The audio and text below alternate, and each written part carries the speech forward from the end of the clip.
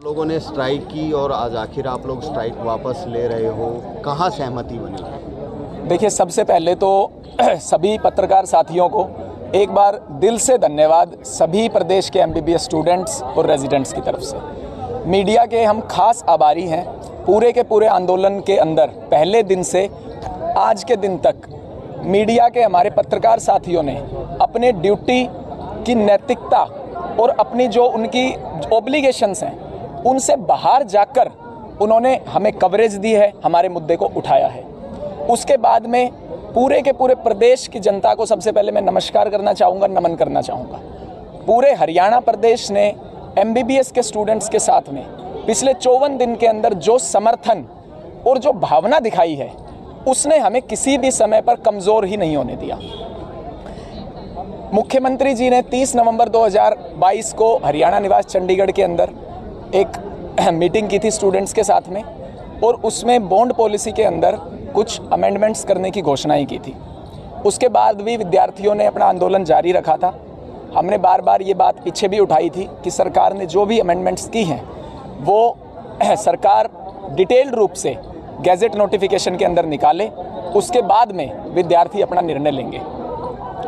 पिछले 2 दिन के अंदर वाइस चांसलर मैडम के साथ में भी सभी यूनिवर्सिटी के कॉलेजेस के रिप्रेजेंटेटिव स्टूडेंट्स की मीटिंग हुई, और आपको पता है 21 तारीख को प्रदेश सरकार ने बॉन्ड पॉलिसी की गैजेट नोटिफिकेशन भी निकाल दी, जिसका कि हम पिछले 2-3 दिन से विस्तृत अध्ययन कर रहे थे, विद्यार्थियों के साथ आपस में बातचीत कर रहे थे, सहमति असहमति जताने के लिए उनसे सभी से निवेदन कर रहे थे, और चारों कॉलेजेस भी आपस में अपना मत बना रहे थे। जो सरकार ने बॉन्ड पॉलिसी के अंदर अमेंडमेंट्स की हैं वो पॉजिटिव हैं और वो विद्यार्थियों के हित में हैं।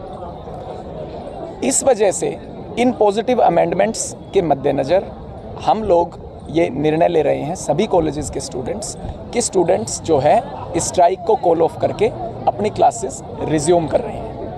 जिस तरह से 40 लाख की बात की थी, फिर 30 लाख हुआ, और अब कहाँ तक किस तरह से सहमति बनी? क्योंकि जो नया जो अभी नोटिफिकेशन जारी हुआ है उसमें क्या खास है कि भी आपने देखिए, सबसे जो महत्वपूर्ण बात है इस पॉलिसी के अंदर से, शुरुआत से हमने जो इस पॉलिसी के अंदर लड़ाई लड़ी थी वो एक ही विषय के ऊपर थी, जॉब गारंटी के ऊपर। और अब जो सरकार ने गैजेट नोटिफिकेशन रिलीज़ किया है उसमें सरकार ने इन अ वे जॉब की जो है अश्योरेंस सभी को दी है। अगर सरकार जॉब विद्यार्थी को प्रोवाइड नहीं की जाएगी तो गैजेट नोटिफिकेशन के अनुसार उसको बॉन्ड की राशि भी नहीं देनी है। सबसे जो महत्वपूर्ण पॉइंट है वो ये है, इसमें 40 लाख या 30 लाख का सवाल ही पैदा नहीं होता, क्योंकि प्रदेश की सरकार अगर बच्चों से काम करवाना चाहती है तो उनको नौकरी देनी पड़ेगी। हमने शुरुआत से ये बात आपको कही है कि आप जॉब दीजिए, विद्यार्थी काम करने के लिए तैयार हैं। तो मसला 40 या 30 लाख का नहीं है, मसला ये है कि प्रदेश सरकार ने नौकरी लेने की जिम्मेदारी ली है। सबसे जो बड़ी बात है वो ये है। समय अवधि कुछ देखिए, समय अवधि जहाँ तक पहले 7 साल की बात थी, हायर एजुकेशन पीजी एमडीएमएस के बारे में भी कोई कमेंट नहीं किया गया था।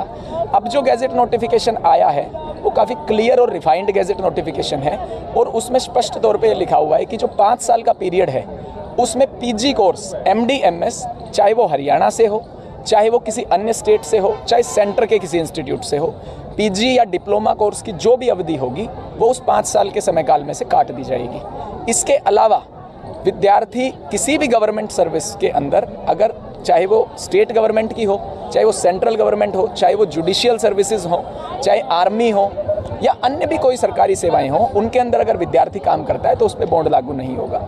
ये जो अमेंडमेंट्स प्रदेश सरकार ने की हैं, जैसा मुख्यमंत्री जी ने कहा था, ये एक पॉजिटिव डायरेक्शन में है, और जिस हिसाब से पॉलिसी पहले थी उससे बहुत हद तक जो है अब जो पॉलिसी है वो कहीं ना कहीं विद्यार्थियों के हित में है। पंकज, कुछ मुद्दे और भी थे, जैसे कुछ एफआईआर दर्ज वगैरह हो गई थी, तो उन चीज़ों को लेकर भी आप लोगों को एश्योरेंस मिला?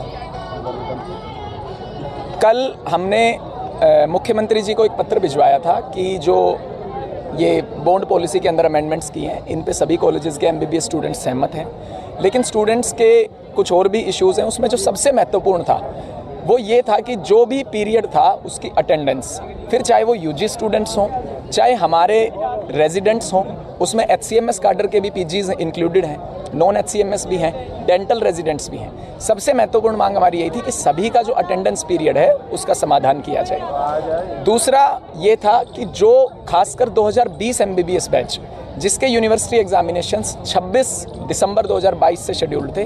विद्यार्थियों ने पत्र लिख के परीक्षा में अपीयर ना होने की बात कही थी आंदोलन के चलते। उनको जो है एक सही प्रिपरेटरी टाइम स्टूडेंट्स को देते हुए उन एग्ज़ाम्स को रीशेड्यूल किया जाए। उसके ऊपर भी आदरणीय वाइस चांसलर मैम ने सहमति दे दी है कि विद्यार्थियों के साथ ही बातचीत करके एक उचित समय पर परीक्षाएं कराई जाएंगी। और तीसरा, जो मुकदमे दर्ज हुए थे उनके लिए भी हमें एश्योरेंस दी गई है कि कोई भी लीगल एक्शन ना लेते हुए उन मुकदमों को वापस लिया जाएगा। और 2021 बैच के बारे में भी हमें अंदर अधिकारियों ने ये आश्वासन दिया है कि 2021 बैच की भी, क्योंकि स्टूडेंट्स जो है ड्यूरिंग एजुटेशन एक मेंटल ट्रोमा में होते हैं, एकेडमिक्स बिल्कुल नहीं होता, कोई पढ़ाई नहीं होती, कोई क्लास नहीं लगती, तो उनके भी जो एग्जामिनेशन 28 जनवरी से शेड्यूल्ड है, हमें अधिकारियों ने ये विश्वास जताया कि उनके ऊपर भी विद्यार्थियों से बातचीत करके जैसे भी फिजिबल होगा एग्जाम्स एक्सटेंड कर दिए कल से क्लासेस ज्वाइन हो रही हैं? कल तो संडे है, परसों से डेफिनेटली स्टूडेंट्स क्लासेस में जाएंगे। हमारे लेक्चर थिएटर से एक बार फिर स्टूडेंट्स को देखेंगे। Thank you.